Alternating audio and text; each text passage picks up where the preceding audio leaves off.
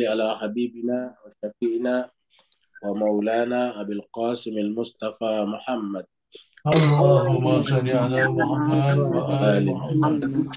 اللهم صل اللهم على صل على محمد محمد وآل محمد. وعلى محمد. اللهم صل اللهم على صل على محمد محمد وآل وعلى محمد محمد. وعلى آل محمد وعلى آله وصحبه ومن تبعهم بإحسان إلى يوم الدين. أما بعد.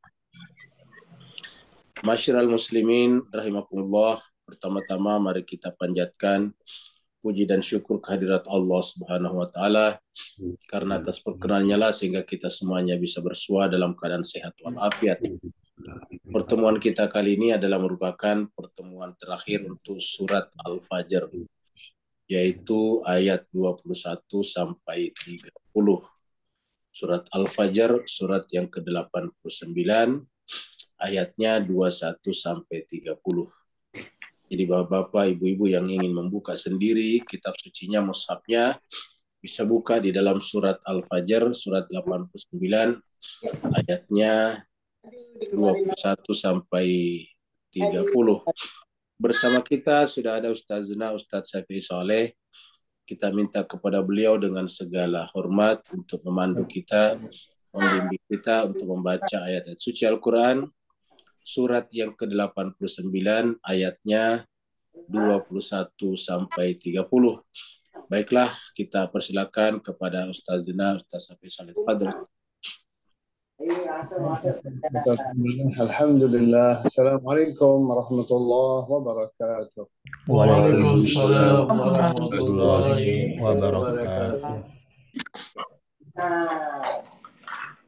أعوذ بالله من الشيطان الرجيم. بسم الله الرحمن الرحيم. أعوذ بالله من الشيطان الرجيم. بسم بسم الله الله الرحمن الرحيم.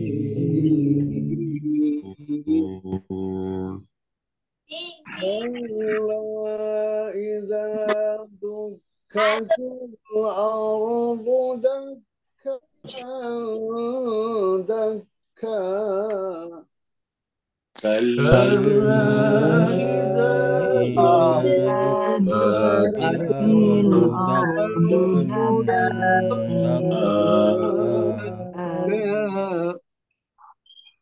وجاء ربك والملك صفا صفا وجاء ربك والملك صفا صفا وجيء يومئذ بجهنم وجيء يومئذ بجهنم يومئذ يتذكر الإنسان وأنى له الذكرى يومئذ يتذكر الإنسان وأنى له الذكرى يقول يا ليتني قدمت لحياتي يقول يا ليتني قدمت لحياتي فيومئذ لا يعذب عذابه أحد ويومئذ لا يعذب عذابه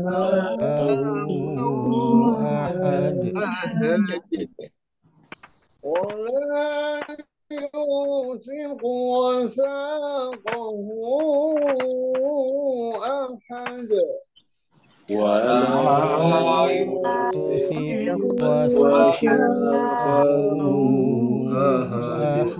أحد يا أيتها النفس المطمئنة يا أيها النفس المطمئنة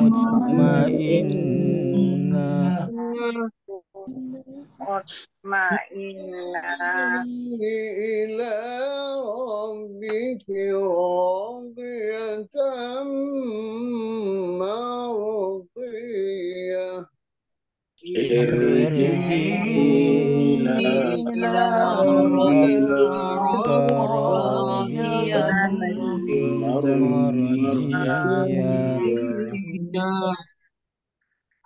وادخلي في عبادي وادخلي جنتي فادخلي في عبادي وادخلي جنتي. صدق الله العلي العظيم صدق الله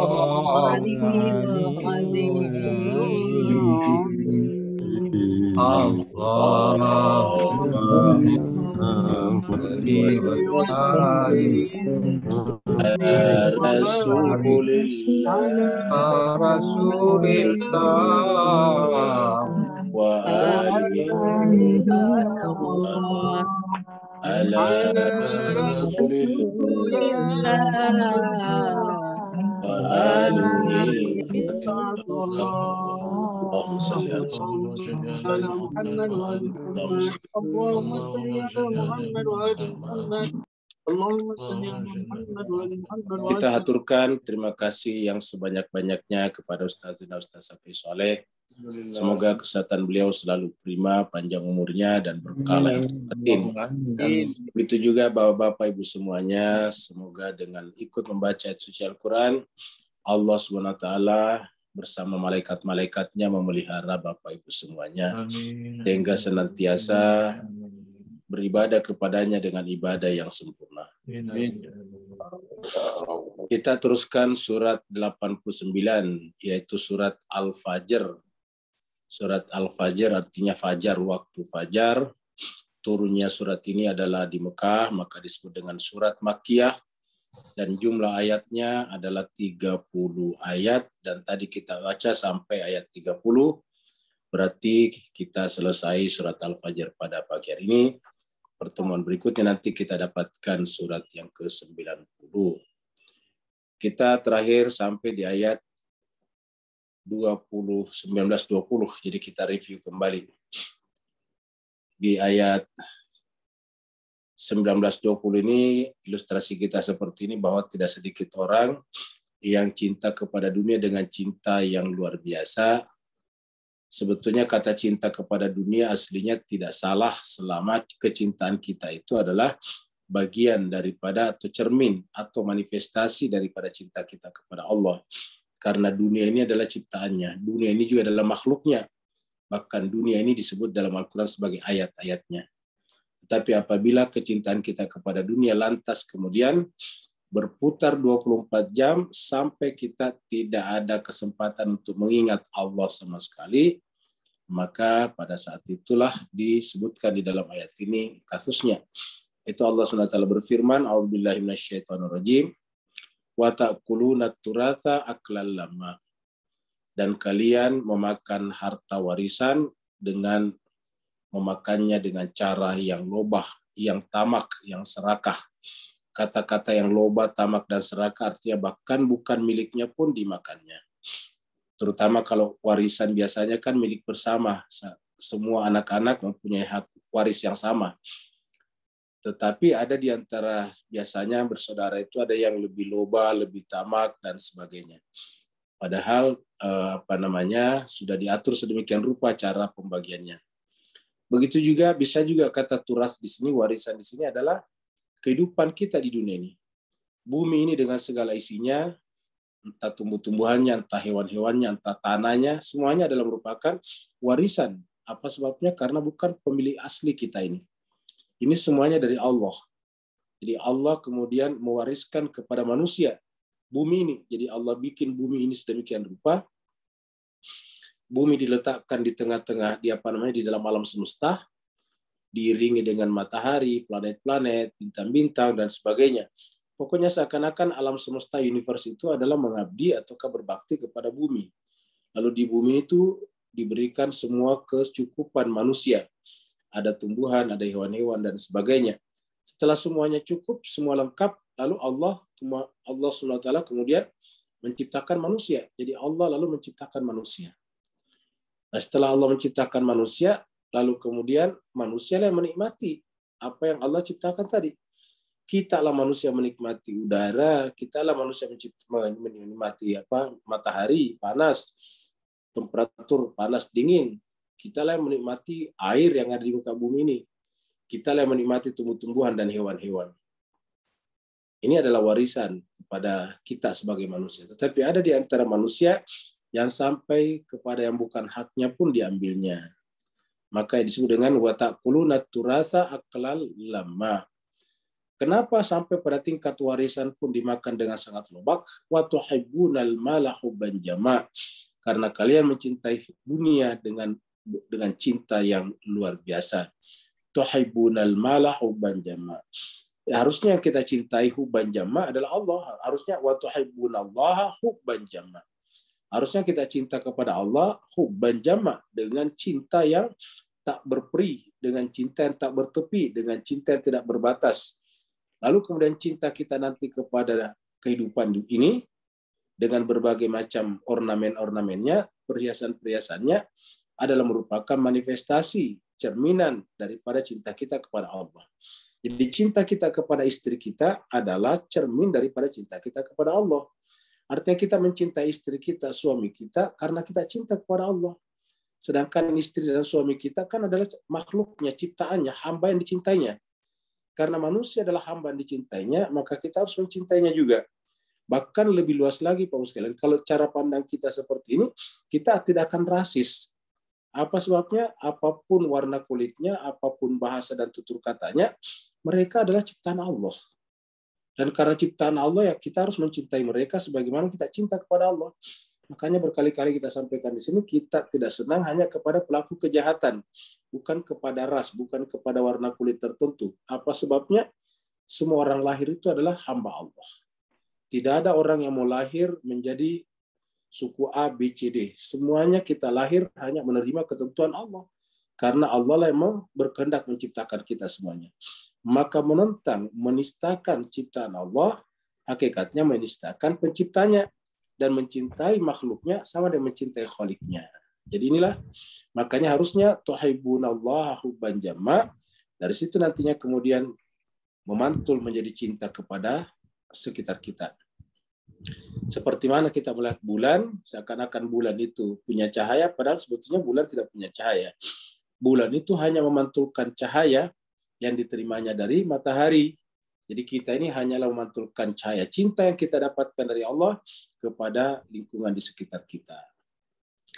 Itu terakhir kemarin. Sekarang kita lihat pada akhirnya nanti kehidupan ini akan berakhir. Ini adalah ilustrasi ketika gempa bumi. Nanti bumi akan bergetar seperti ini. Dan kalau bumi bergetar seperti ini, tentu kita tidak bisa jalan. Pasti kita akan sempoyongan, pasti kita akan linglung, pasti kita akan pusing kepalanya. Apabila gempa bumi seperti Bapak lihat di dalam video ini, bergetar seperti ini, ya kita tidak bisa jalan dan gedung-gedung pasti runtuh. Beberapa saat saja bumi bergetar seperti ini, gedung-gedung, bangunan-bangunan sudah sangat mungkin runtuh.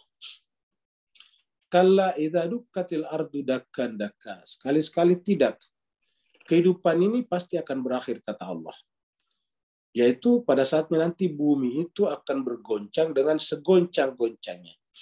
Jadi tadi dikatakan tuhibbunal mala hubban jamma, dengan cinta-cintanya, tapi nanti bumi, ya semua yang kita cintai tadi kan di dalam bumi ini.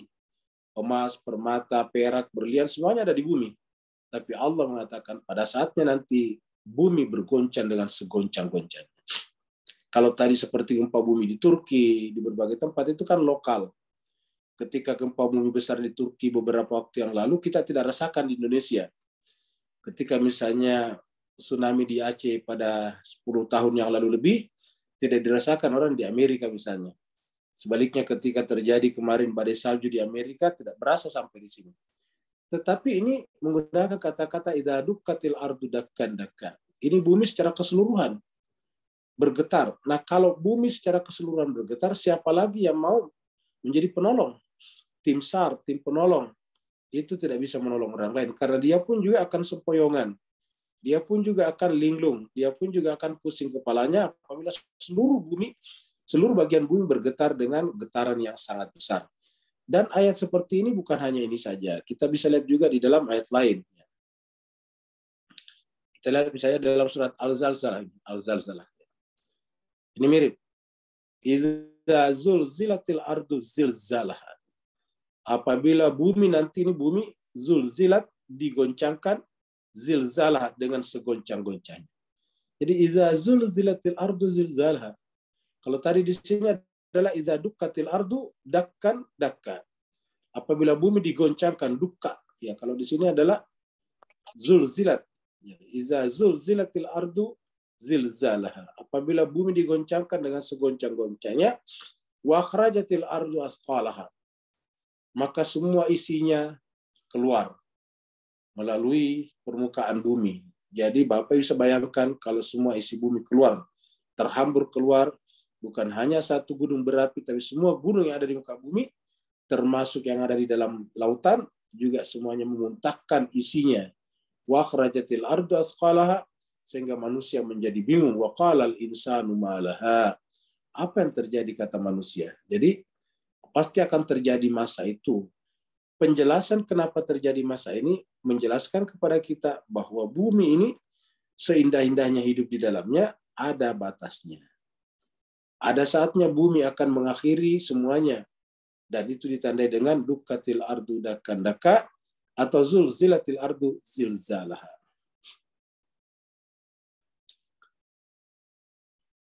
Satu-satunya harapan kita adalah kepada Allah Subhanahu wa taala. Maka ketika kita tidak membiasakan diri bersambung, terhubung dengan Allah Rabbul Alamin, maka otomatis pada saat itu kita akan mengalami goncangan yang sangat besar. Apa sebabnya? Karena apapun yang kita jadikan sebagai pegangan, pada saat itu tidak bisa lagi menolong kita. Mungkin suami kita sudah lari duluan menyelamatkan dirinya. Anak-anak kita telah lari duluan menyelamatkan diri kita. Istri kita juga sudah lari duluan menyelamatkan dirinya. Seperti yang pernah kita bahas pada saat itu, orang-orang lari daripada saudaranya, min akhihi, wa ummihi, wa abihi, dari ibunya, dari bapaknya, dari sahibatihi, dari sahabatnya, dari pasangannya, wa banihi, dari anak-anaknya. Semuanya pada saat itu bingung dan mencoba menyelamatkan dirinya masing-masing. Wajah rabbuka wal malaku saffan saffa. Dan datanglah pada saat itu Tuhanmu. Ja'a rabbuka wal malaku saffan saffa. Datanglah Tuhanmu dan malaikat-malaikat saffan saffa. Jelas sekalian, ini adalah kata-kata ja'a rabbuka, ini harus dipahami kembali. Karena namanya ayat ini namanya ayat mutasyabihat. Ayat tashbih. Yaitu kalau kita baca seakan-akan Tuhan tadinya jauh. Kalau kita lihat ini seakan-akan tadinya Tuhan jauh, lalu kemudian datang. Dan datang itu dalam bahasa kita, dalam pemahaman kita, jarak. Misalnya keluarga kita datang dari kampung ke kota, mengunjungi kita. Maka artinya tadinya jauh jaraknya di kampung. Nanti Idul Fitri, Lebaran, kita datang ke daerah mengunjungi orang tua kita. Jadi kata datang itu artinya dari satu tempat ke tempat lain. Jadi ada dua hal yang berpisah, lalu yang satu mendatangi yang lain. Itu yang disebut dengan ja'ah, datang. Tetapi jemaah sekalian, karena ini adalah pelakunya Allah, ini ja'a di sini kata kerja dan pelakunya Allah, maka harus kita namanya tanzih. Jadi ada tashbih, ada tanzih. Ya. Jadi kalau tadi ini yang disebut dengan ini, kalau ini disebut dengan ja'a, kata ja'a datang untuk Tuhan ya. Kalau ja'a untuk kita tidak, itu bukan tashbih, memang begitu faktanya. Kalau Allah mengatakan dirinya ja'a rabbuka, ini namanya tashbih. Ya. Jadi namanya ayat tashbih. Ya. Kita sebutin dengan tashbih. Ya. Bukan tasbih, tashbih. Penyerupaan. Jadi di sini Allah menyerupakan dirinya dengan makhluk. Itu datang. Namanya ayat tashbih, maka disebut ayatnya mutasyabihat. Ya. Tashbih penyerupaan atau mutasyabihat. Nah, kalau kita bertemu dengan ayat tashbih berkenaan dengan Allah terutama, maka harus namanya ditanzih. Harus ditanzih di sini. Tanzih. Jadi harus tanzih. Jadi ada tashbih, ada tanzih. Ya. Tashbih, tanzih. Ya. Tashbih itu artinya menyerupakan, dan tanzih adalah mensucikan kembali, melepaskan. Jadi pada saat kita baca ayat ini namanya Allah mentashbih dirinya agar apa? Agar kita paham. Nah, kepahaman kita memahami ja'a bukan sebagaimana memahami orang, sebagaimana memahami benda-benda. Tapi kita harus paham dulu siapa itu yang datang. Nah, ternyata Rob. Rob itu kan tidak pernah berpisah dengan makhluknya. Rob itu adalah selalu meliputi segala-galanya. Muhit. Allah itu adalah bersama dengan kita dimanapun kita berada. Bahkan Allah itu adalah lebih dekat daripada jarak di antara dua urat leher kita. Allah sendiri mengatakan bahwa dia adalah berada di antara manusia dan jiwanya. Wa'lamu annallaha yahulu bainal mar'i wa qalbihi. Ketahuilah bahwa Allah itu berada di antara dirinya dan jiwanya. Jadi kan sedemikian kuatnya, sedemikian dekatnya. Wa ma'akum aina ma kuntum. Dia Allah bersama kalian di mana saja kalian berada. Wa ma'ahum aina ma kanu. Dia Allah bersama dengan siapapun dimanapun orang itu berada. Jadi Allah tidak pernah berpisah. Nah, ketika kita memahami Allah ini, maka kita tidak bisa memahami ja'a sebagaimana kita memahami makhluk datang. Karena ja'a di sini namanya tashbih, karena yang datang adalah Allah maka ditanzih. Lagi-lagi karena ja'a di sini adalah datang, maka disebut dengan tashbih. Karena ja'a itu adalah ruang waktu. Sedangkan karena yang datang pelakunya adalah Rob bukan Tuhan, maka ini ditanzih. Karena pemahaman akal mengatakan Tuhan itu tidak terikat ruang waktu. Karena kalau Tuhan terikat ruang waktu, berarti ruang waktulah yang lebih tinggi dari Tuhan. Ya. Jadi kata-kata ja'a di sini tidak bisa dipahami seperti yang lain. Nah, bagaimana cara mentanzihnya, mensucikannya dari sini? Atau bagaimana caranya melepaskan Allah dari sifat-sifat makhluk? Ya, kita kembalikan kepada ayat laisa kamitslihi syai'un. Tidak ada yang serupa satupun dengannya. Jadi datangnya Allah tidak serupa dengan datangnya makhluk. Ya. Jadi kata-kata ja'a buka di sini bukan berarti tadinya Tuhan itu punya tempat di tempat lain, lalu datang kepada kita. Tidak seperti itu maknanya. Tapi kata-kata ja'a buka wal malaku safan artinya Tuhan telah sampai kepada keputusan bahwa kehidupan dunia harus dihentikan. Harus diakhiri. Itu yang dimaksud dengan ja'a. Kata-kata ja'a di sini Tuhan datang dengan keputusan, Tuhan memutuskan, Tuhan tiba kepada kesimpulan bahwa kehidupan dunia ini harus dihentikan. Maka pada saat itu malaikat-malaikat pun datang menyertai Allah safan safa, berbaris bersaf-saf. Nah, Bapak Ibu bisa lihat di sini bahwa malaikat ini adalah makhluk yang suci. Ini apa yang dilakukan malaikat? Bersaf-saf. Itu bersaf-saf, berbaris dengan rapih, bersatu.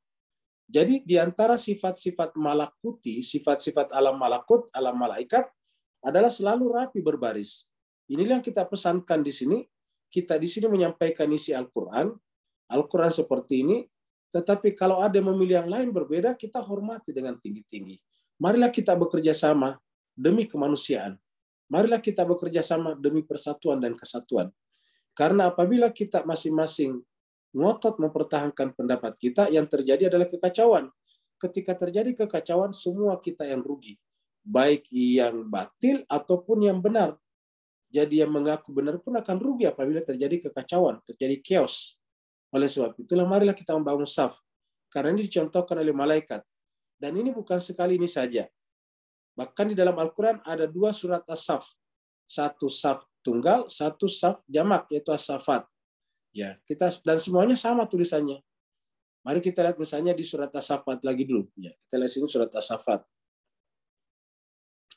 Ini surat as-safat surat 37 ayat 1 ini. Langsung kita ketemu tulisan yang sama. Wasafati safa. Sama tulisannya persis. Sama persis. Ya.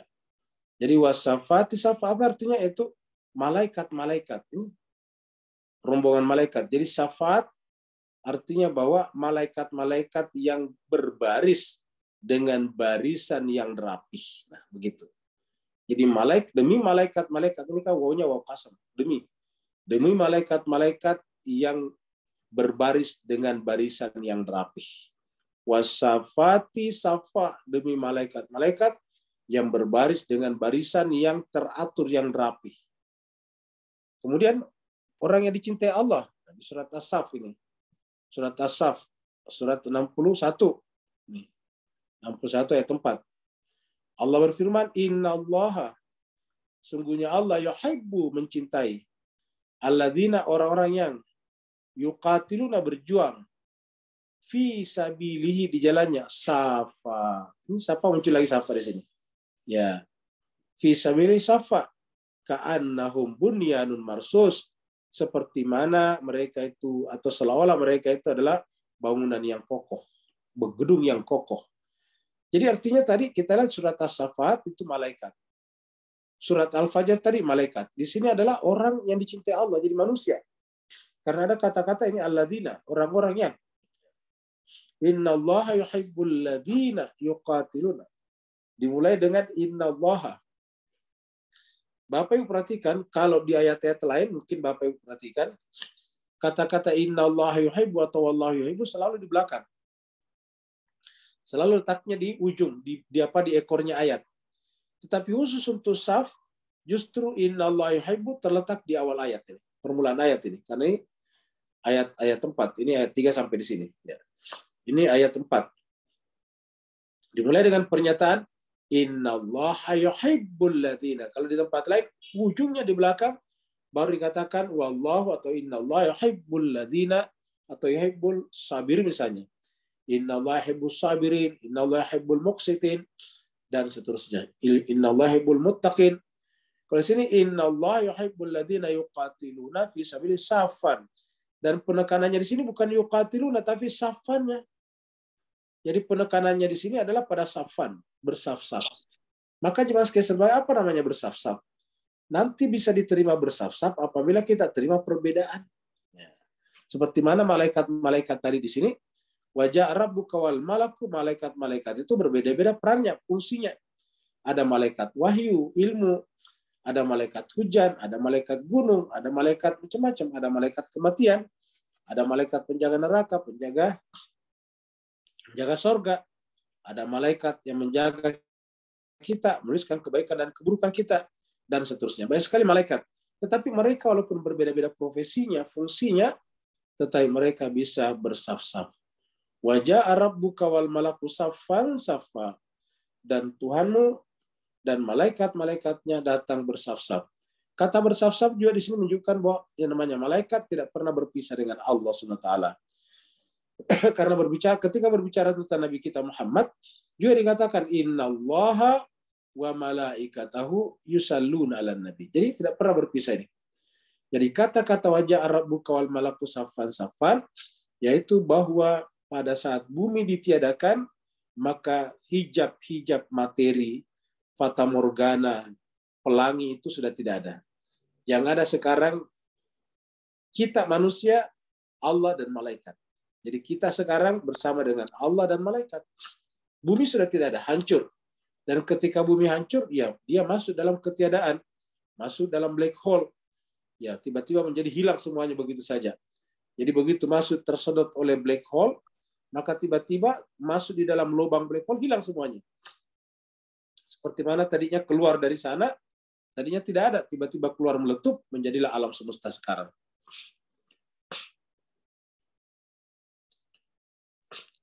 Nah, pada saat itu bagi mereka-mereka yang bermasalah di dunia akan dipersiapkan neraka ataukah azab baginya. Waji'a yauma idzin bi jahannam. Nah, pada saat itu didatangkanlah. Jadi waji'a yauma idzin bi jahannam, pada saat itu didatangkanlah neraka jahannam. Diperlihatkanlah neraka jahannam.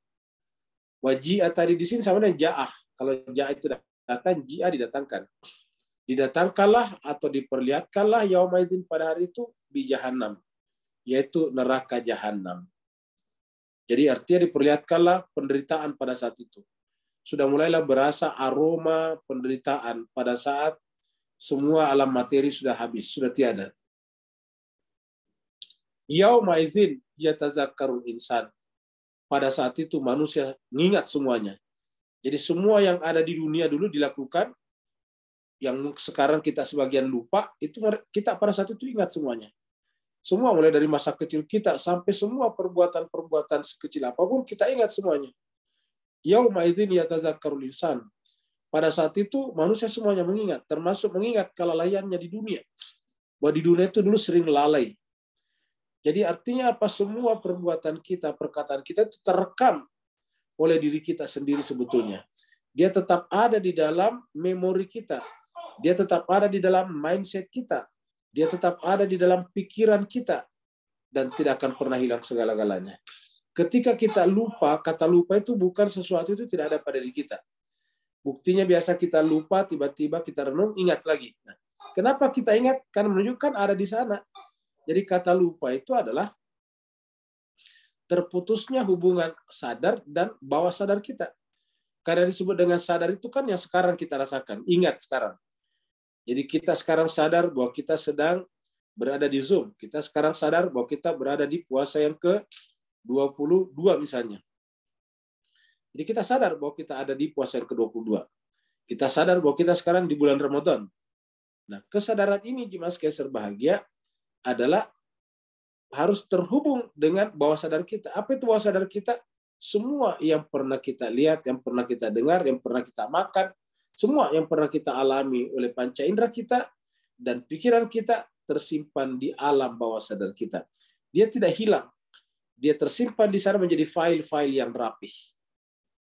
Di sana filenya semacam dikompres sehingga demikian tebalnya bisa tersimpan dengan baik dan tidak mengganggu sama sekali ruang pikiran kita. Pikiran kita tidak pernah mengalami tidak pernah mengalami kesulitan walaupun kita sudah banyak sekali file-file yang tersimpan di alam bawah sadar kita. Nah, pada saat kita ingin menginginkan sesuatu muncul, maka dihubungkanlah alam bawah sadar kita dengan sadar kita. Alam sadar kita dengan alam bawah sadar kita. Nah, yang disebut tadi, memori tersimpan di alam bawah sadar. Ketika kita lupa, sebetulnya bukan tidak ada, tetapi terjadi namanya discontinue hubungan antara alam sadar dan bawah sadar kita. Nah, maka pada saat semuanya sudah tidak ada, termasuk tubuh kita, maka jiwa kita menjadi bening kembali. Maksudnya bening itu semua tidak ada lagi bedanya antara alam bawah sadar dengan alam sadar. Semuanya menjadi alam sadar semuanya, sehingga semuanya diingat. Yauma idzin yatazakkarul insan. Pada saat itu manusia semuanya ingat. Terutama dia ingat apa yang ditinggalkan dulu di dunia. Tetapi wa anna lahu dzikra. Tetapi bagaimana lagi? Kira-kira begitulah. Bagaimana lagi? Maksudnya untuk apa lagi dia mengingat? Dia ingat semuanya kesalahan-kesalahannya. Dia ingat kembali cacat-cacat ibadahnya. Tapi untuk apa lagi ingatan itu? Tidak ada gunanya lagi. Ingatan sepertinya hanya bermanfaat di dunia agar kita bisa menambal kekurangan ibadah kita. Kita bisa melaksanakan yang kita tinggalkan. Tapi ketika alam dunia sudah tidak ada, bumi tadi sudah hancur, tubuh kita juga sudah tidak ada, wa anna lahu dzikra. Untuk apa lagi itu semuanya? Jangankan bumi hancur, pada saat kita meninggal dunia saja, baru yauma idzin yatazakkarul insan, baru kita ingat pada saat itu tentang amal-amal yang kita tinggalkan, ya tidak ada lagi gunanya. Yang ada apa? Yang ada hanya penyesalan saja. Ya laitani, alangkah celakanya aku Tuhan. Coba dulu di dunia saya hanyalah ini dan itu. Seperti dalam ayat berikut ini.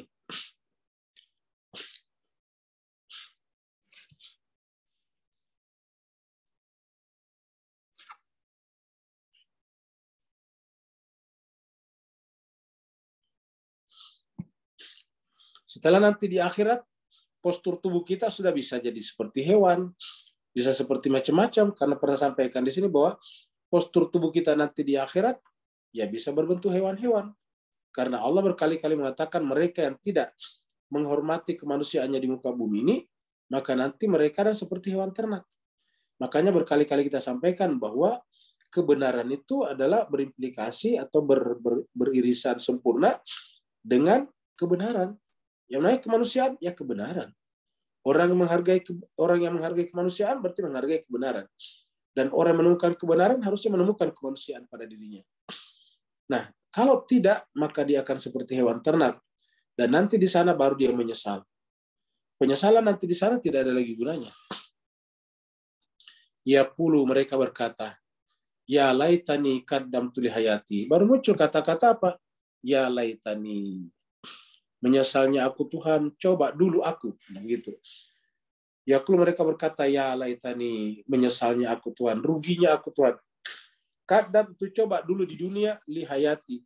Saya seandainya dulu di dunia li hayati, waktu hidupku melakukan semuanya ini. Ya. Jadi kata-kata ya laitani qaddamtu li hayati, coba di dunia dulu saya waktu hidup ya. Jadi hanya disesali waktu hidup di dunia. Coba dulu di dunia qaddamtu, aku mendahulukan hal-hal yang baik dalam hidupku, hal-hal yang penting dalam hidupku. Sekarang tidak ada lagi gunanya. Tadi anna lahu dzikra. Untuk apa lagi ingatan itu muncul pada saat di sana. Maka menyesallah kita, ya laitani qaddamtu li hayati. Coba ya Allah, seandainya dulu di dunia aku mendahulukan perbuatan ini, perbuatan itu. Coba dulu aku mendahulukan kitab suci-Mu Tuhan. Coba dulu aku mendahulukan membaca surat-surat yang kamu kirim kepadaku. Mulai yang namanya surat Al-Fatihah, surat Al-Baqarah, surat Al-Imran, surat An-Nisa, surat Al-Ma'idah, surat Al-An'am, surat Al-Araf, dan seterusnya. Maka saya tidak akan seperti ini. Tapi apa yang terjadi? Tidak bisa lagi kembali ke dunia. Pokoknya yang ada hanya ya laitani. Dan ini berkali-kali muncul dalam Al-Quran. Ini ya laitani adalah penyesalan yang luar biasa. Dalam bahasa Arab, kalau menggunakan ya laitani itu penyesalannya sudah teramat sangat. Ya laitani, menyesalnya aku Tuhan. Coba seandainya dulu. Begitu. Kata-kata seandainya dulu kan berarti tidak. Seandainya dulu saya belajar, saya juga tidak sebodoh sekarang. Seandainya dulu saya belajar, kerja keras, saya tidak akan semelarat sekarang. Jadi artinya apa? Sudah tidak terjadi, apa sudah tidak mungkin kembali lagi. Dan artinya tidak terjadi. Tidak. Kalau kita katakan coba saya miskin, kan berarti tidak miskin. Apa? Coba saya kaya, kan berarti tidak kaya. Jadi ya laitani, dan ini berkali-kali muncul di dalam kitab suci Al-Quran. Mari kita lihat surat Al-Furqan di sini. Kita lihat surat Al-Furqan ayat 28. Allah berfirman, ya wailata laitani. Ya wailata laitani. Ya. Ini kata-kata laitani sama tadi. Jadi tulisannya sama. Ya laitani ini. Ya wailata, aduhai celakalah aku. Laitani, menyesalnya aku ya Allah. Coba dulu. Lam attakhiz fulanan khalila. Coba saya tidak mengikuti, saya tidak menjadikan si fulan sebagai teman. Karena si fulan itulah yang menjerumuskan saya ke dalam kesesatan. Ya laitani lam attakhiz fulanan khalila. Coba dulu di dunia saya tidak menjadikan si fulan sebagai teman. Karena menjadikan si fulan sebagai teman, dan ternyata fulan itu retorikanya doang yang bagus, ternyata mengajak kepada keburukan dan kejahatan, kesesatan. Laqad adallani, coba lihat mas kalian, apa yang paling kita sesali? Yang paling kita sesali adalah Al-Quran. Laqad adallani, sungguh dia telah menyesatkan aku. Siapa tadi? Si fulan. Jadi fulan itu telah menyesatkan aku dari mana? Anid dzikri, dari Al-Quran. Ini adzikr Al-Quran ini. Ya. Ini Al-Quran. Karena selalu adzikr itu Al-Quran. Fadzakir inna fa'atiz dzikra. Ya, beri peringatanlah karena Al-Quran itu pasti bermanfaat. Laqad adallani anid dzikri. Ketika Allah mengatakan kami turunkan Al-Quran, kami menjaganya, nah kata dzikr. Ya inna nahnu nazzalna dzikra wa inna lahu lahafizun.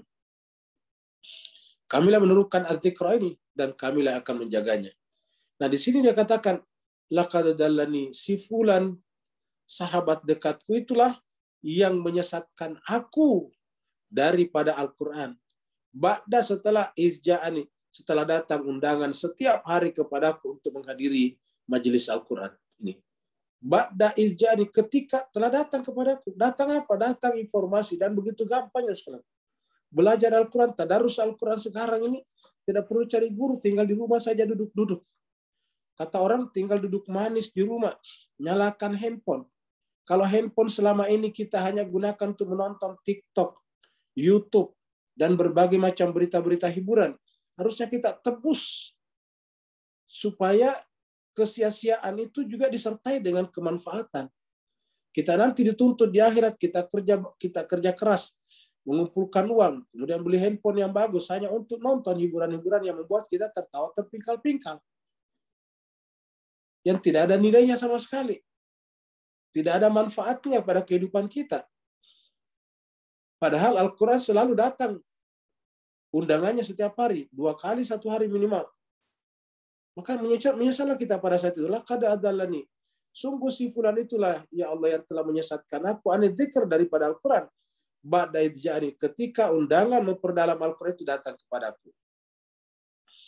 Wa kana syaitan, dan ternyata syaitan itu lil insani khazula, terhadap manusia memang berniat untuk mengkhianati. Nah, syaitan di sini siapa? Yaitu tadi fulanan khalila. Teman kita ternyata syaitan. Wajahnya teman, wajahnya orang seperti kita, halus dan sebagainya. Tetapi karena mengajak kita meninggalkan Al-Quran, maka dia syaitan. Jadi patokan syaitan dan tidak syaitannya kita adalah Al-Quran. Patokan syaitan tidak syaitannya kita adalah Al-Quran. Karena tiba-tiba dikatakan di sini dia adalah syaitan. Tiba-tiba muncul di sini kata syaitan. Wa kana syaitanu lil insani khadula. Nah, disinilah yang kemudian menyebabkan Nabi berdoa, itu selalu kita ulangi di sini. Wa qala Rasul, dan berkatalah Rasul, ya Rabbi wa Tuhanku, inna qaumi, sungguhnya kaumku, umatku, ittakhadhu hadzal Qur'ana mahjura, menjadikan Al-Quran mahjur, dijauhi. Nah, siapa penyebabnya? Ternyata teman-teman kita sendiri, sahabat kita, yang dengan berbagai macam berbagai macam argumentasinya. Tapi intinya adalah kita tidak membaca Al-Quran secara runtut. Ya. Berkali-kali kita sampaikan di sini, bahkan di bulan Ramadan seperti ini pun yang harusnya bulannya Al-Quran, banyak orang yang dikaji cuma buku-buku saja, buku-buku para ulama. Ulama kita hormati, ulama kita junjung tinggi. Tapi Bapak Ibu sekalian, tahukah kita kenapa dia menjadi ulama? Karena dia membaca Al-Quran. Jadi harusnya kita membaca apa yang dia baca, karena inilah perintah Allah Subhanahu wa taala. Kita di majelis talim kita di sini, semua aktivitas selain Al-Quran kita hentikan di dalam Ramadan. Di luar Ramadan, Bapak Ibu yang baru ikut ini, di luar Ramadan kita ada kelas hikmah filsafat.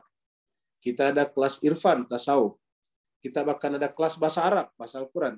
Tapi semuanya kita hentikan dan kita fokus pada Al-Quran saja. Karena bulan Ramadan adalah bulannya Al-Quran. Dan di sini kita menyesal nanti di akhirat.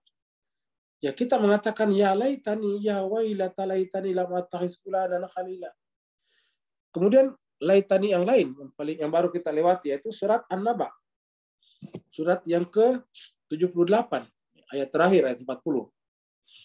Ini ingat, cuma 40 ayat ini surat An-Naba, dan ini ayat 40-nya kita sudah baca.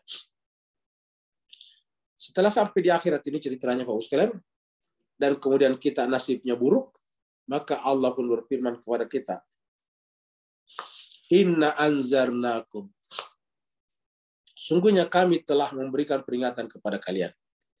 Melalui Al-Quran tentunya.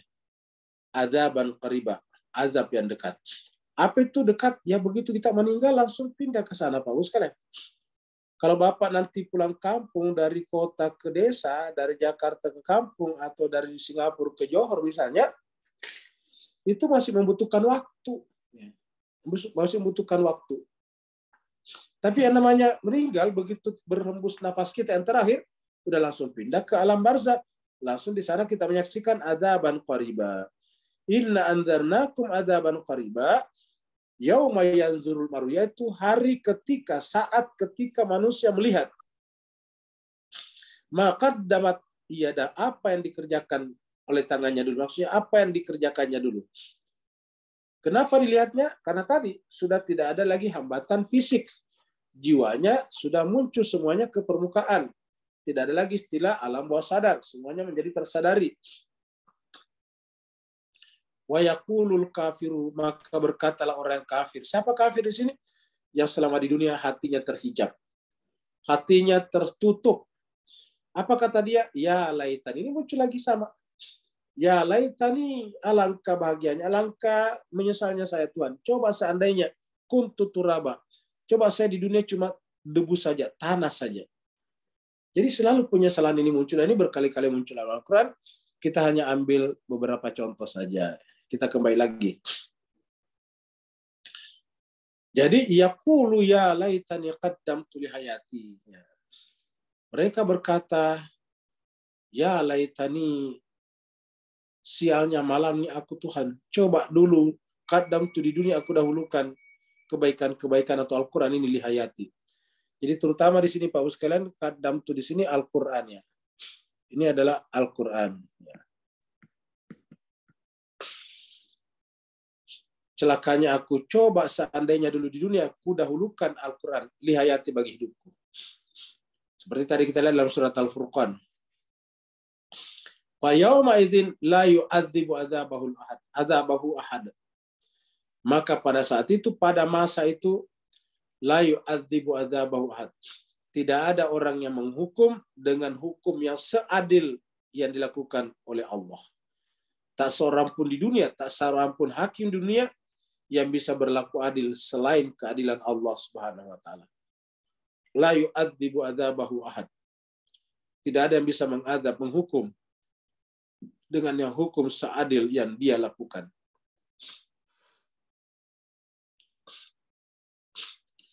Dan pada saat kita di dunia ini, sebelum kita dihukum di akhirat, sesaat sebelum kita lahir sudah dibikin perjanjian, misak namanya.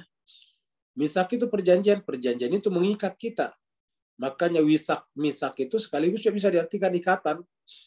Nah, jadi aslinya Pak Bu sekalian, pada saat kita lahir itu kita sudah diikat dengan perjanjian oleh Allah, dan kita tidak bisa lari seperti orang ini ilustrasi ini. Ya. Jadi antara kita dengan Allah itu terikat sebetulnya perjanjian, tali perjanjian ini. Dan apapun kita, siapapun kita, entah kita menjadi tidak bertuhan, entah kita menjadi jahat, tetap tidak bisa melepaskan diri daripada ikatan ini. Kenapa? Karena pada saatnya kita meninggal, kita diminta Allah untuk bertanggung jawab. Dan tidak ada orang lolos, karena semuanya kita terikat. Jadi artinya pada saat kita mati, tidak ada yang bisa menolak, tidak mau kembali kepada Allah. Kalau di dunia, bisa saja orang menolak untuk kembali ke rumahnya. Seorang anak bisa kabur dari rumahnya. Seorang suami bisa kabur dari istrinya. Seorang istri bisa kabur dari suaminya. Seorang karyawan bisa kabur daripada perusahaannya. Bahkan seorang tentara bisa kabur dari institusinya. Tetapi terhadap Allah kita tidak bisa kabur. Tidak bisa lolos. Ya. Kita seperti dalam ilustrasi seperti ini. Wala yusiku wasaqahu ahad. Dan tidak ada yang membuat perjanjian yang seketat ikatan perjanjian dengannya. Kata-kata tidak ada di sini ahadun, tidak seorang pun. Jadi ini la-nya di sini. Ya. La-nya di sini kita loncat ke sini. Tidak ada seorang pun. Jadi kata-kata ahadunnya di belakang. Tidak ada seorang pun yang bisa membuat perjanjian yang mengikat sekuat ikatan perjanjian dengannya, dengan Allah. Jadi kita semuanya tidak bisa lolos dari sana, Pak sekalian. Kita semuanya, makanya ada namanya misakan galiza. Ya. Kalau yang namanya pernikahan misakan galiza, banyak orang berpisah dengan pasangannya. Banyak orang hanya karena sedikit tersinggung, tiba-tiba dia minta cerai dari istri suaminya. Atau suami menceraikan istrinya. Banyak kejadian seperti itu, Pak sekalian. Masalah yang seharusnya tidak perlu dibesarkan. Masalah yang seharusnya tidak perlu diributkan. Masalah yang seharusnya tidak perlu dipikirkan. Masalah yang seharusnya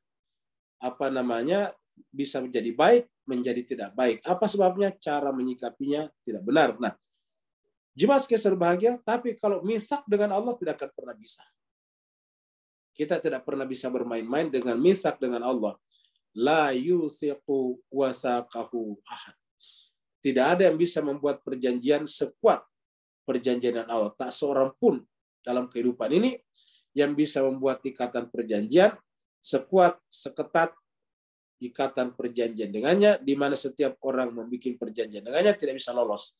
Apakah perjanjian pertama kita? Yaitu tadi, selalu kita ulang-ulangi.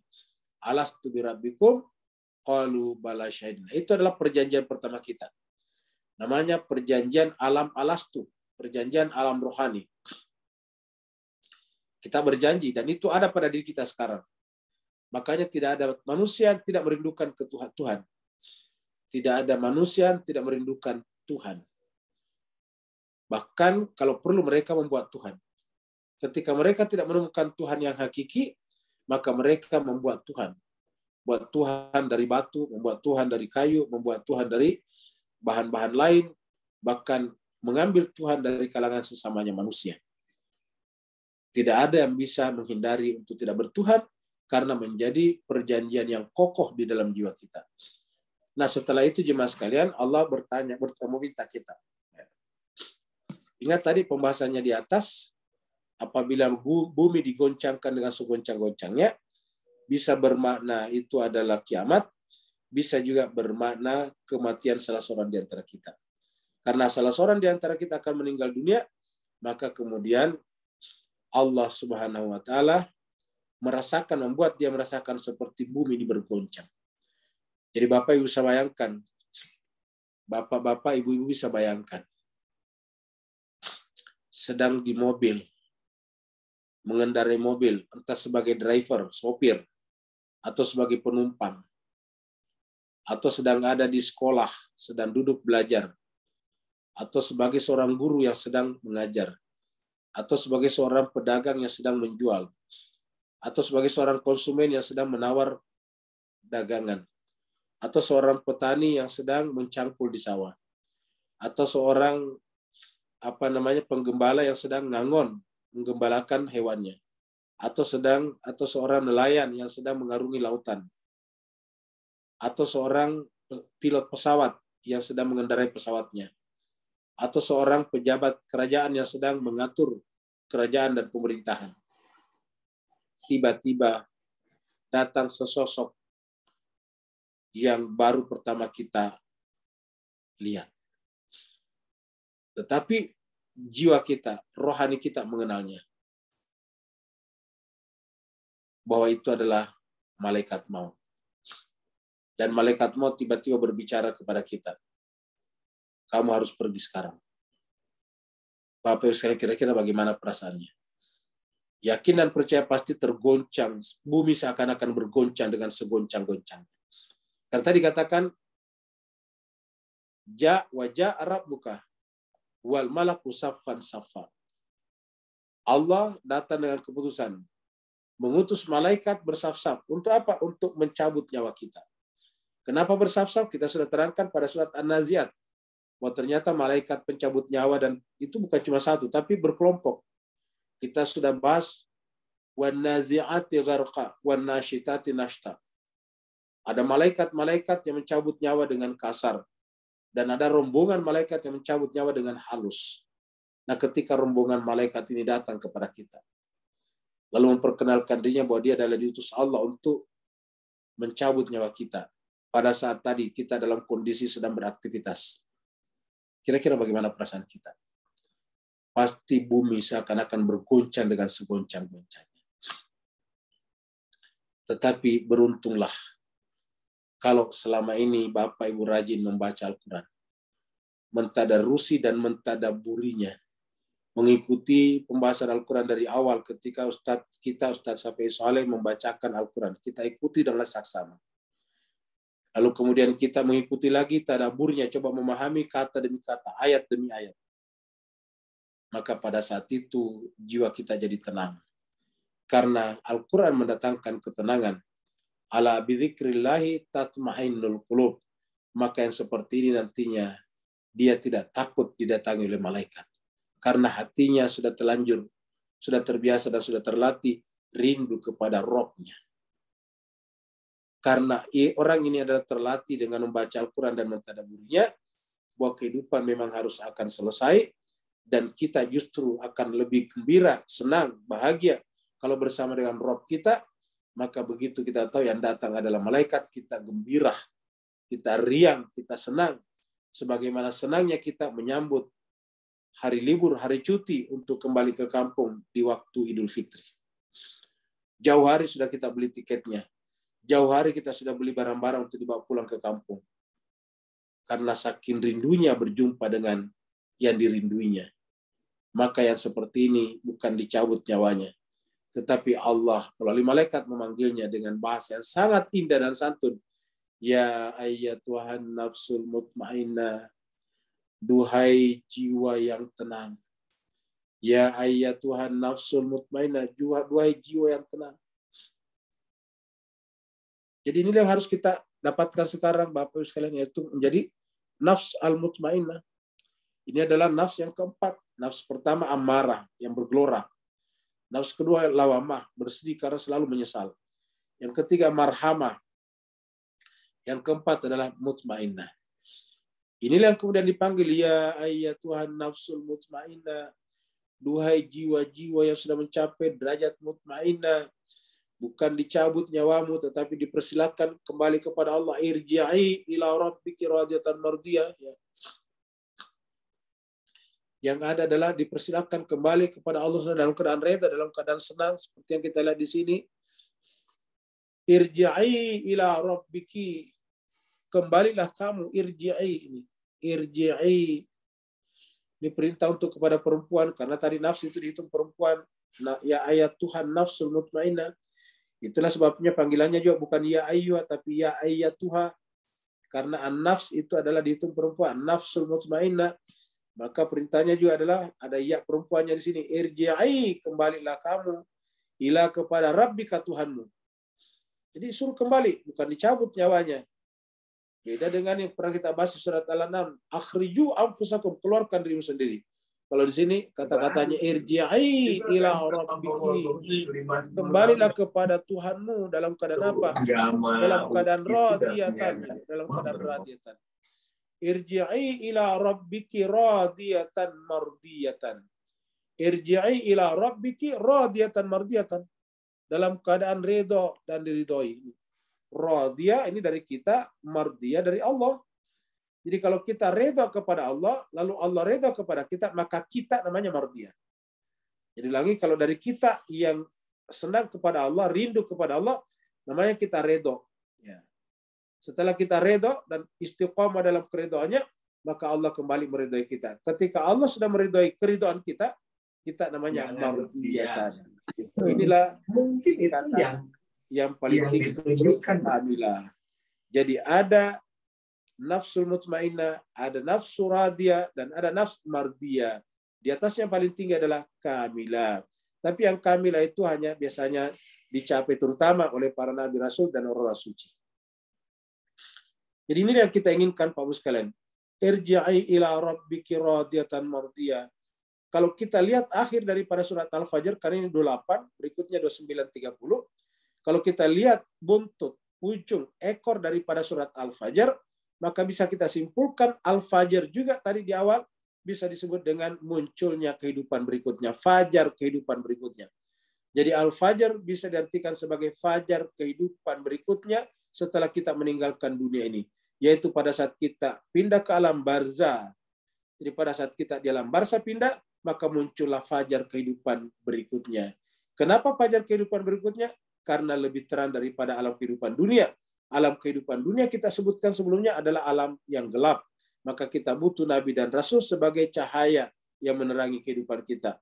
Tapi begitu kita meninggalkan dunia dan pindah ke alam barzah, kita sampai kepada fajar. Kenapa fajar? Ya karena masih barzah. Setelah kita nanti di pada masyar, mataharinya sudah terbit. Fajar itu matahari belum terbit, baru akan terbit. Kapan terbitnya? Pada saat alam semesta sudah hancur.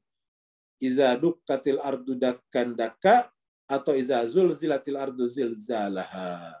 Nah, pada saat itu yang terjadi adalah matahari sudah terbit, bukan lagi fajar. Jadi kalau kita lihat al-fajar tadi adalah ketika terbitnya fajar kehidupan berikutnya, yaitu alam barzah, alam kubur, pada saat kita keluar dari tubuh kita. Pada saat kita keluar dari tubuh kita, bagaikan matahari berusaha keluar daripada kegelapan malam. Maka pada saat itu Allah berfirman, irja'i ila rabbiki radiyatan mardiyatan. Kembalilah kepada Tuhanmu dalam keadaan redha dan diridhoi. Radiyatan mardiyatan. Fadkhuli fi ibadi wadkhuli jannati. Nah, ini kita lihat kata-kata jannah ini kita ilustrasikan dengan ini. Ini saja pas sekali ini di dunia. Tapi alangkah indahnya. Jadi kalau di dunia saja, kita rasanya pengen ke sini kalau ada waktu libur. Kalau kita ada holidays, kita seakan-akan pengen ke sini. Karena kita ingin merasakan pasti udaranya segar. Hawanya pasti sejuk. Apa sebabnya? Karena pegunungan. Pohon-pohon yang banyak, kembang-kembang, ada air, danau, dan sebagainya. Alangkah indahnya. Kalau kita camping di sini, 2-3 hari saja. Nah, kalau di akhirat nantinya di sorga, bukan 2-3 hari. Tetapi selama-lamanya kita akan berada di taman yang indah itu. Kapan? Apabila tadi kita start dari nafsul mutmainnah, irji'i ila rabbiki radiyatan mardiyah, fadkhuli fi ibadi, maka masuklah ke dalam ibadi. Ibadi inilah yang dicapai oleh puasa. Jadi puasa itu sebetulnya adalah caranya Allah melatih kita untuk menjadi apa? Nafsul mutmainnah, jiwanya jadi tenang. Kenapa tenang? Karena tidak terpengaruh oleh makanan, tidak terpengaruh oleh minuman, tidak terpengaruh oleh yang lain-lain. Maka terjadilah ketenangan. Karena kalau masih dipengaruhi yang lain-lain, kita tidak tenang. Nah, ketika tidak sudah tenang, namanya ibad. Maka di dalam surat Al-Baqarah ayat yang berbicara tentang puasa, tiba-tiba muncul kata-kata wa idza sa'alaka ibadi anni. Itu 186 Al-Baqarah. Wa idza sa'alaka ibadi anni fa inni qarib ujibu da'wata da'i idza da'ani. Maka ini adalah ibadi. Jarang sekali Allah menggunakan kata ibad, di belakangnya ada ya aku. Ini ya mutakallim namanya. Biasanya menggunakan bentuk ketiga, ibadullah, ibadur rahman. Ya sebetulnya hampir sama. Ibadullah hamba Allah, ibadur rahman hamba yang rahman. Tetapi ini menggunakan ya mutakalim ibadi sama ketika mengatakan ruhi. Jadi artinya yang disebut dengan ibadi di situ adalah ketika orang itu benar-benar kembali kepada fitrahnya, kembali kepada roh sucinya yang Allah tiupkan kepadanya. Karena Allah mengatakan wa nafakhtu fihi min ruhi. Ruhi di situ pakai ya mutakalim, ya begini. Dan di sini muncul lagi ya ibadi, pakai ya begini lagi. Pakai ya begini lagi nih. Ya, ibadi ruhi. Jadi fadkhuli fi ibadi wadkhuli jannati. Masuklah ke dalam surgaku. Jadi Bapak-bapak, Ibu-ibu lihat nih urutannya. Kita tidak bisa masuk ke dalam surganya. Ya-nya nih, ya-nya di sini adalah Tuhan ini mutakalim. Sama tadi di sini mutakalim juga ya. Tidak bisa masuk ke dalam surgaku, kata Tuhan, kalau tidak masuk dulu bergabung dengan hamba-hambaku. Jadi kita harus bergabung dengan hamba-hamba Allah yang saleh. Dan inilah yang kita ucapkan salam kepadanya. Assalamualaikum ya ayyuhan nabi wa rahmatullahi wa barakatuh. Assalamu alaina wa ala ibadillahi salihin. Siapakah ibadullahi salihin itu? Yang tidak zalim, yang tidak mungkin mengobarkan peperangan apalagi kepada sesamanya orang beragama, yang tidak mungkin merusak agama demi mendirikan dinasti dan kerajaan besar untuk kepentingan keluarganya saja, tidak mungkin. Pada khulif ya ibadi, maka masuklah bergabung dalam hamba-hambaku. Wadakhuli jannati. Jadi seperti itu jemaah sekalian. Jadi jannati hanya kita bisa masuki kalau kita ibadah dulu dari sini baru kita ke sini. Ini dulu baru ke sini. Dan bisakah kita ke sini? Tidak bisa, harus melalui tadi. Harus mardiyah. Sebelum mardiyah harus radiyah. Sebelum radiyah harus mutmainnah. Sebelum mutmainnah marhamah, menanamkan cinta kasih kepada sesama. Sebelum marhamah, ya, yaitu lawama, selalu menyesali perbuatan kita kalau itu salah. Dan banyak orang yang levelnya pada tingkat amarah, yaitu masih mengisi jiwanya dengan kebencian, amarah kepada sesama. Jadi jemaah sekalian berbahagia, kita ulangi lagi bahwa amarah kita atau penolakan kita kepada pelaku kejahatan seperti Israel bukan karena suku Israelnya, bukan karena Yahudinya, tetapi karena mengambil tanah orang lain.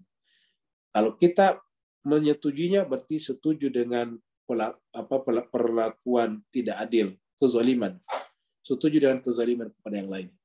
Nah, Bapak Ibu yang saya berbahagia, inilah pembahasan kita pada pagi hari ini. Dan berarti selesailah surat Al-Fajr kita, maka insya Allah kita akan berjumpa dengan surat 90 berikutnya. Yang mau bertanya dipersilahkan. Waalaikumsalam. Waalaikumsalam warahmatullahi wabarakatuh. Siapa tadi yang pertama, Pak ya? Saya Ustaz. Oh ya, silakan. Bismillahirrahmanirrahim. Assalamualaikum warahmatullahi wabarakatuh. Waalaikumsalam warahmatullahi wabarakatuh.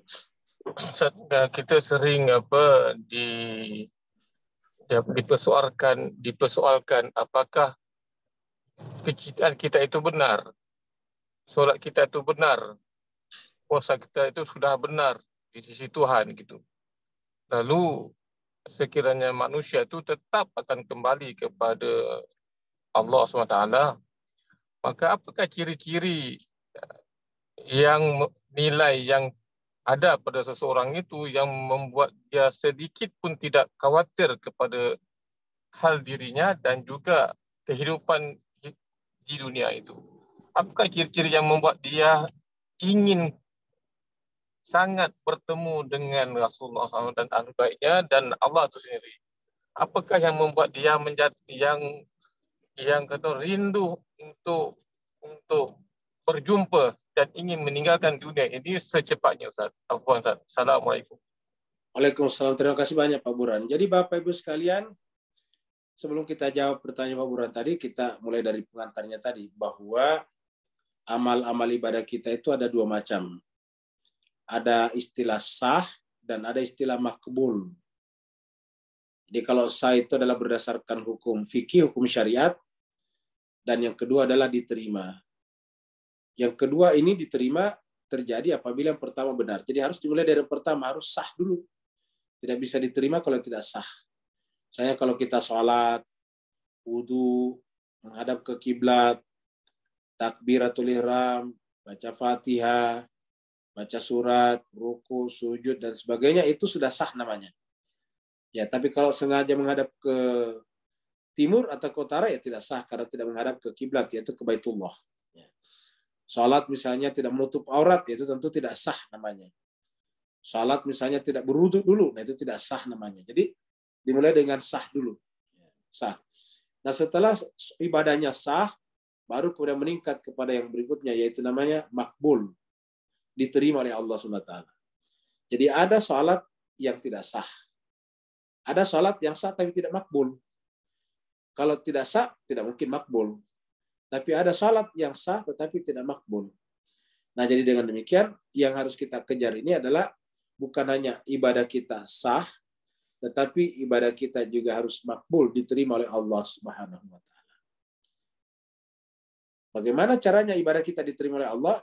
Apabila ibadah kita itu mensifati kehidupan kita sehari-hari, mensifati amal perbuatan kita, mensifati kata-kata kita. Orang yang salatnya sah, tetapi tidak mensifati salatnya dalam kehidupan sehari-hari, disebutlah dengan fawailun lil musallin. Orang yang puasanya sah, tetapi tidak mensifati puasanya sehari-hari.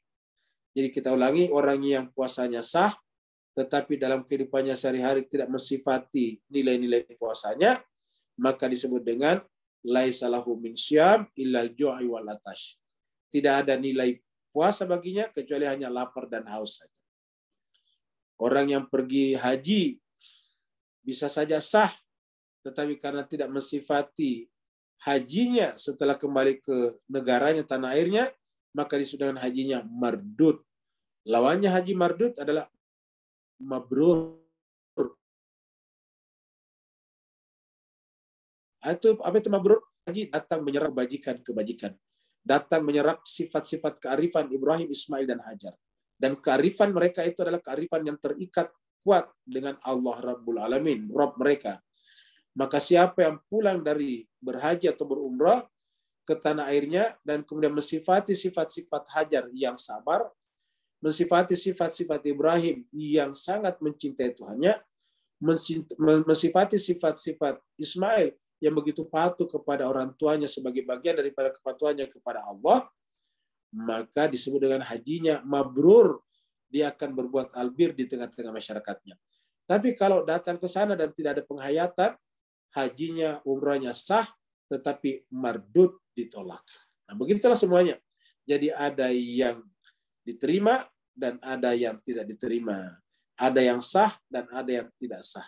Nah sekarang, apa tanda-tanda kalau kita itu sudah merindukan kembali kepadanya? Apa tanda-tanda bahwa kita merindukan kembali kepadanya? Sehingga nantinya tidak perlu kita merasa takut mati dan sebagainya. Tanda-tandanya adalah tidak perlu heran, satu ya, tanda yang paling nyata. Tidak perlu heran kalau mendengarkan kematian. Kan banyak di antara kita itu kalau mendengar kematian tiba-tiba meninggal. Kok bisa? Nah, seakan-akan begitu. Tiba-tiba heran. Harusnya tidak perlu heran karena memang setiap orang hidup mati.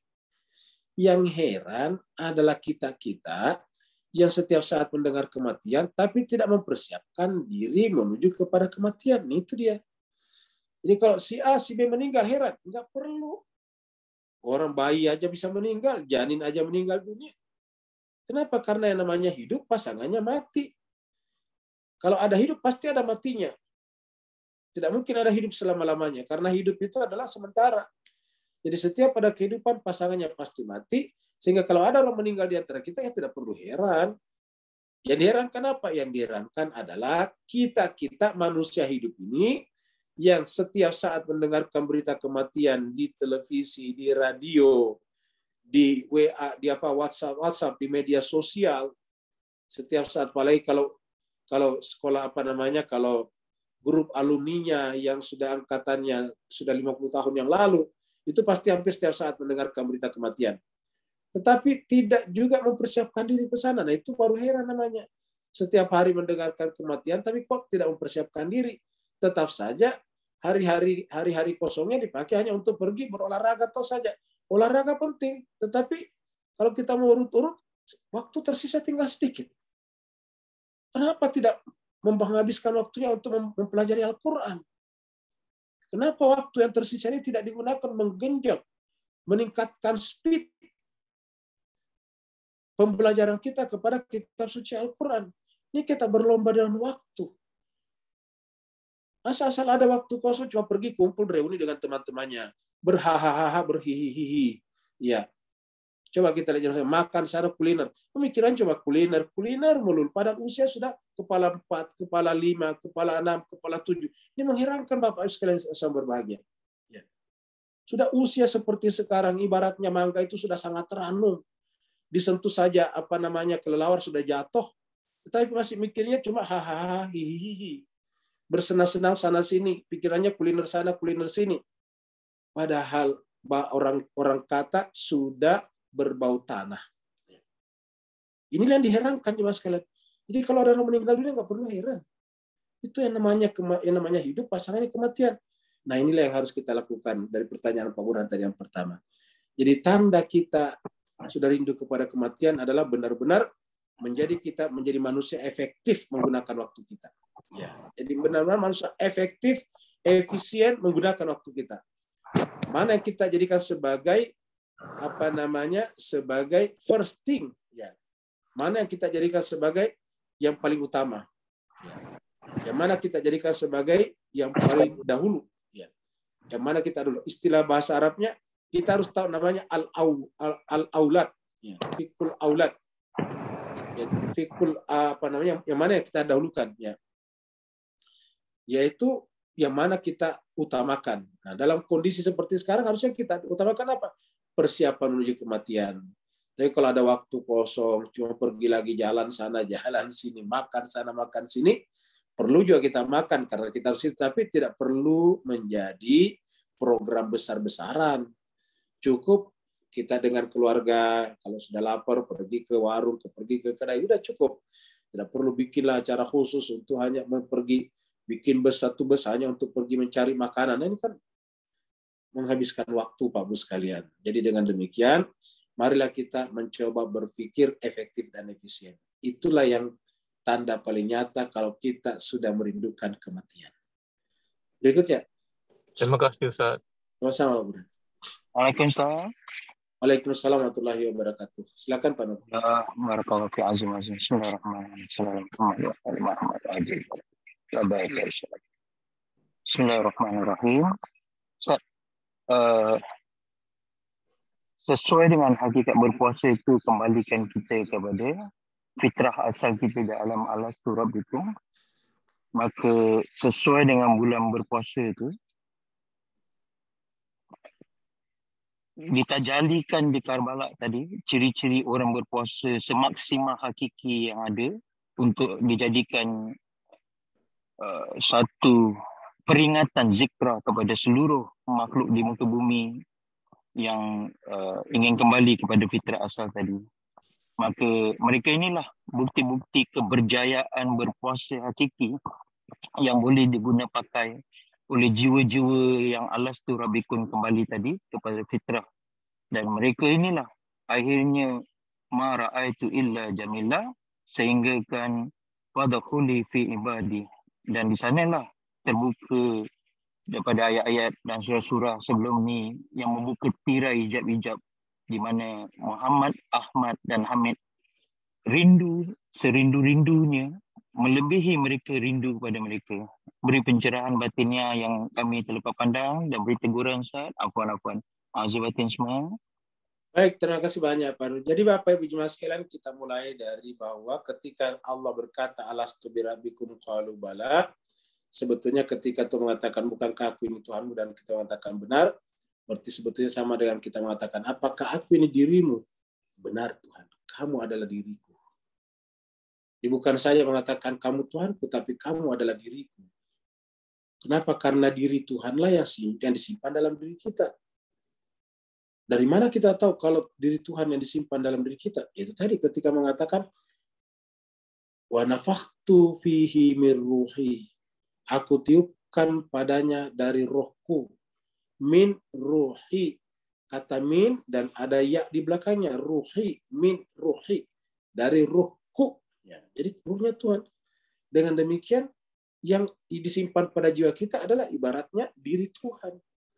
Jadi ketika Tuhan mengatakan alastu birabbikum, Allah bertanya, apakah kamu mengaku aku dirimu?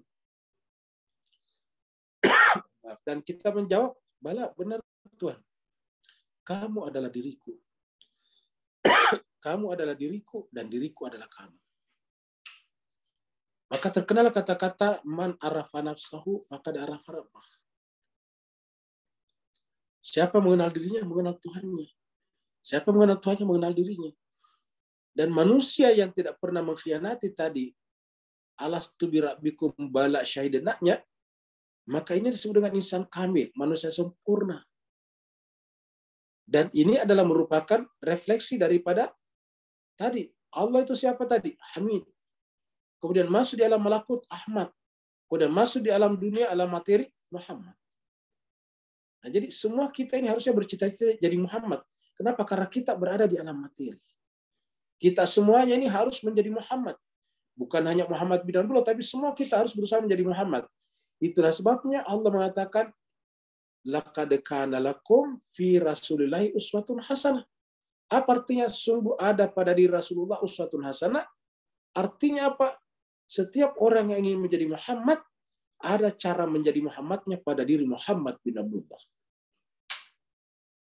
Laqad kana lakum fi Rasulillahi uswatun hasanah. Liman kana yarjullah itu. Liman kana yarjullah. Bagi mereka yang mau berjumpa dengan Allah. Artinya bagi mereka yang ingin kembali. Yarju itu kembali lagi.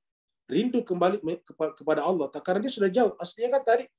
Tuhan, kamu adalah aku. Dan aku adalah engkau. Tapi sekarang karena kita telah berjarak. Oleh noda dan dosa kita. Maka kemudian kita jauh dari Tuhan. Nah, tetapi para nabi dan rasul. Terutama Muhammad bin Abdullah.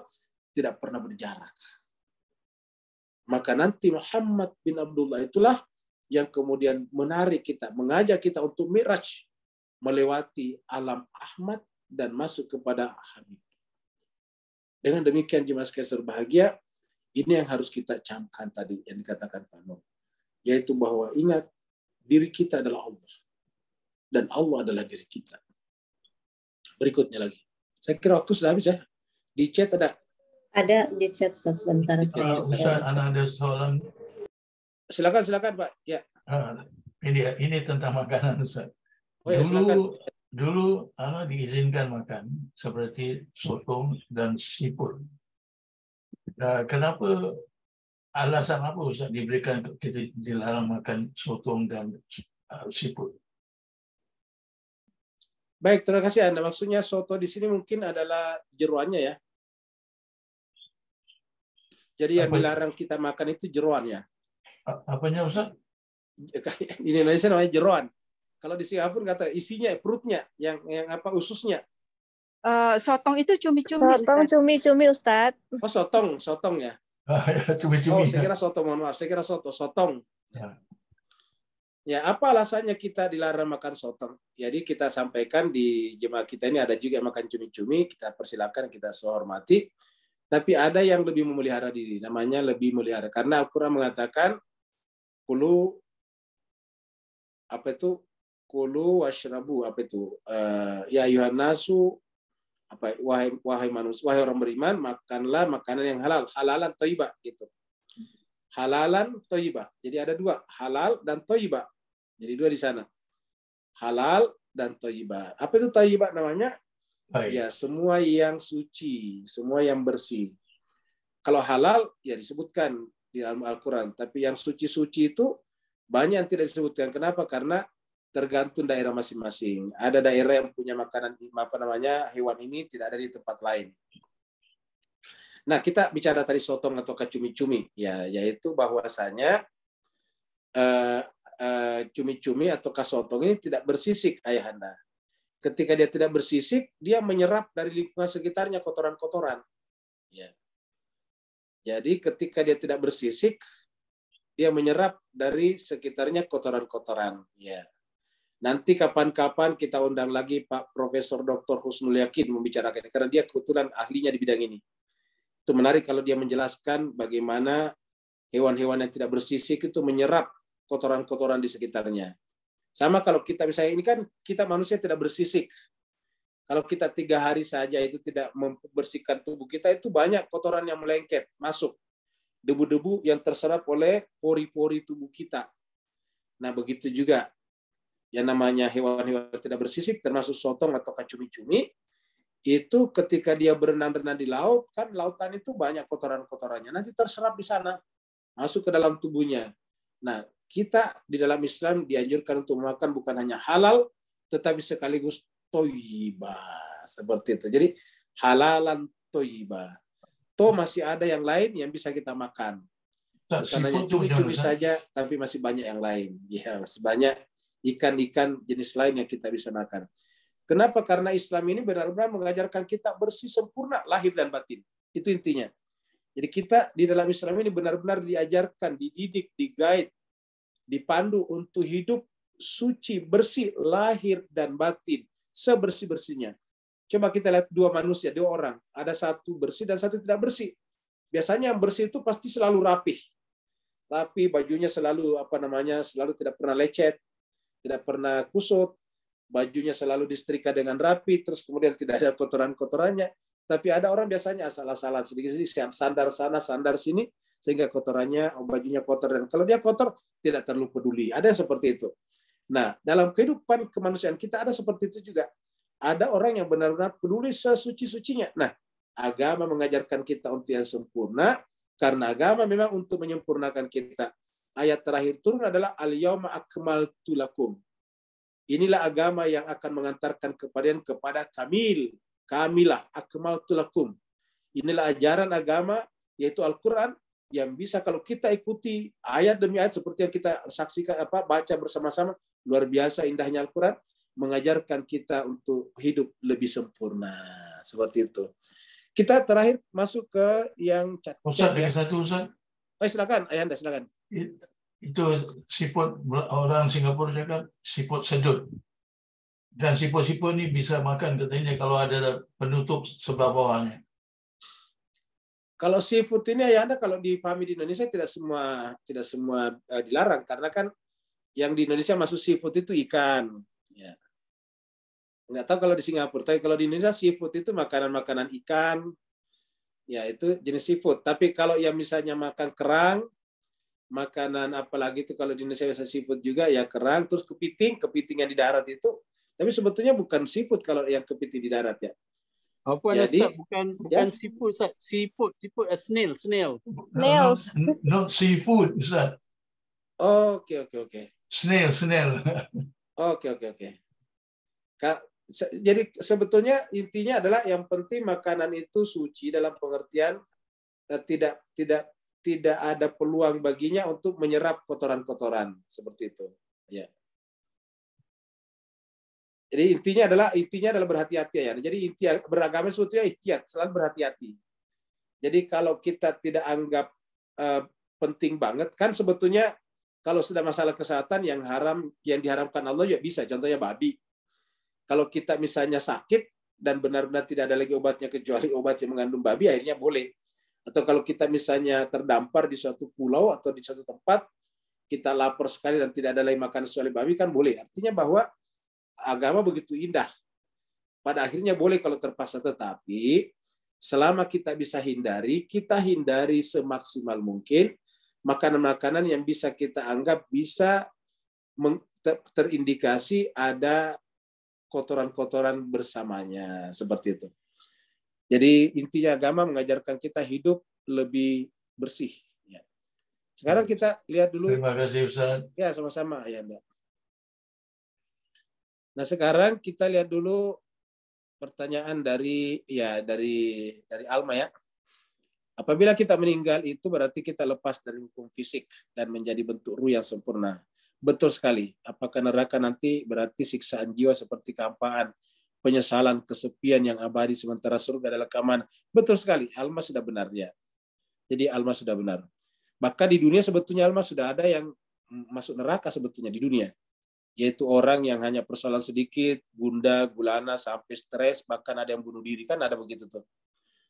Itu juga mengapa dalam hidupnya semakin manusia naik maqam, tingkatan hidup, semakin damai hatinya. Meskipun dunia fisiknya sama-sama, betul sekali. Dua orang sama-sama menghadapi masalah yang sama, tapi yang satunya maqam batinnya sudah tinggi, dia menghadapinya dengan tenang saja. Bahkan sering kita ulangi di sini, cucunda Nabi yaitu Zainab ketika menyaksikan pembantaian yang luar biasa di Karbala, bagi kita itu pasti sangat histeris. Tetapi Bunda Zainab mengeluarkan kata-kata yang sangat indah, ma ra'aitu illa jamila. Apakah mimpi buruk kalau tidur itu juga bisa jadi metafora neraka? Jawabannya juga betul. Jadi kita bermimpi itu sebetulnya caranya Tuhan mengajari kita bahwa di alam rohani, alam non materi ada kehidupan. Dan kehidupan di sana cuma dua macam. Kehidupan bahagia pada saat kita bermimpi baik dan kehidupan menderita pada saat kita bermimpi buruk. Ya, jadi bermimpi baik dan bermimpi buruk.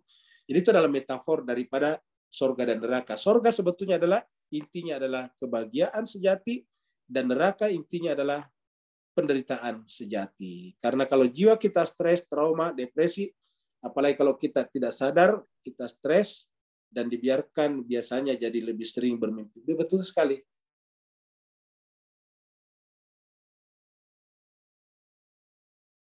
Makin sering bermimpi buruk. Tapi semakin jiwa kita ceria, selalu selalu bahagia, itu mimpinya juga selalu yang indah-indah. Saya kira benar. Oleh sebab itulah biasakanlah hatinya selalu indah, biar mimpi-mimpinya juga selalu indah, karena mimpi yang indah selalu kita ingin berseri. Sampai serinya banyak. Tapi kalau kita bermimpi buruk, selalu kita ingin menganggap itu adalah seri yang terakhir. Terima kasih banyak. Wassalamualaikum warahmatullahi taala wabarakatuh. Waalaikumsalam warahmatullahi wabarakatuh.